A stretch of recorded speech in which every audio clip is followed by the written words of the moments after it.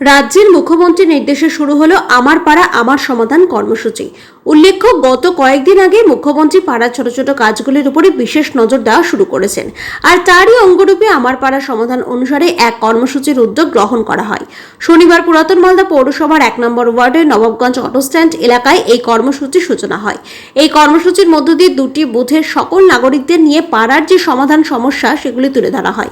পাড়ার সমাধানের জন্য সমাধানের মধ্যে মোট 10 লক্ষ টাকা করে দেওয়া হবে বলে জানিয়েছিলেন মুখ্যমন্ত্রী মমতা বন্দ্যোপাধ্যায়। আর সেই 10 লক্ষ টাকার মধ্যে বিভিন্ন ধরনের ছোট ছোট কাজগুলিকে সমাধান করার ব্যবস্থা করার ভাবনা চিন্তাও রয়েছে রাজ্য সরকারের। তাই এদিন কাজের সূচনার মধ্য দিয়ে সকলের অভাব অভিযোগ এবং যেসব কাজগুলি বাকি রয়েছে সেগুলি বিষয়ে বিস্তারিত আলোচনা হয়। অনুষ্ঠানের সূচনায় উপস্থিত ছিলেন পুরাতন মালদা পৌরসভা চেয়ারম্যান কার্তিক ঘোষ, কার্যনির্বাহী আধিকারিক শুভ্র দাস, 19 নম্বর ওয়ার্ড কাউন্সিলর তথা জেলা শ্রমিক সংগঠনের সভাপতি বিশ্বজিৎ হালদার, 7 নম্বর ওয়ার্ড কাউন্সিলর শত্রুঘ্ন সিংহ বর্মা, 1 নম্বর ওয়ার্ড কাউন্সিলর তপন চক্রবর্তী সহ আরও অন্যান্যরা। আচ্ছা, সারা পশ্চিমবাংলার 83টা বুথের সঙ্গে সঙ্গে আমাদের ওলমালদা পৌরসভাতেও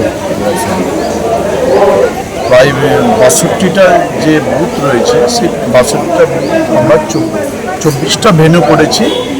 এবং আজকে আপনার যে 1 নম্বর ওয়ার্ডে 90 এবং 91 বুথে আমাদের যে সরকার, যে মাননীয় মুখ্যমন্ত্রী মমতা বন্দ্যোপাধ্যায় যে যুগান্তকারী যে সিদ্ধান্তটা নিয়েছে, আমাদের পাড়া আমাদের সমাধান, সেই এলাকার মানুষগুলোকে নিয়ে তাদের যে মতামত, সেই মতামতগুলোকে তাদের কাজের যে মতামত দিবে, যে এই কাজগুলো আমরা চাই, সেই অনুযায়ী আমরা লিপিবদ্ধ হওয়ার পর আমাদের হবে।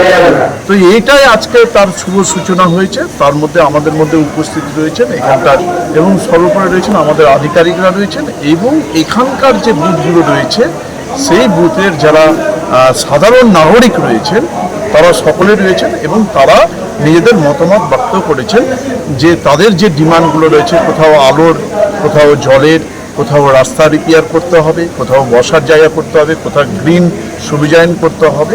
তো এই ডিমান্ডগুলোতে আমরা লিপিবদ্ধ করে আগামী দিনে যে প্রত্যেকটা যে বুথে, সেই বুথে আগামী দিনে এই কাজগুলো হয়ে যাবে।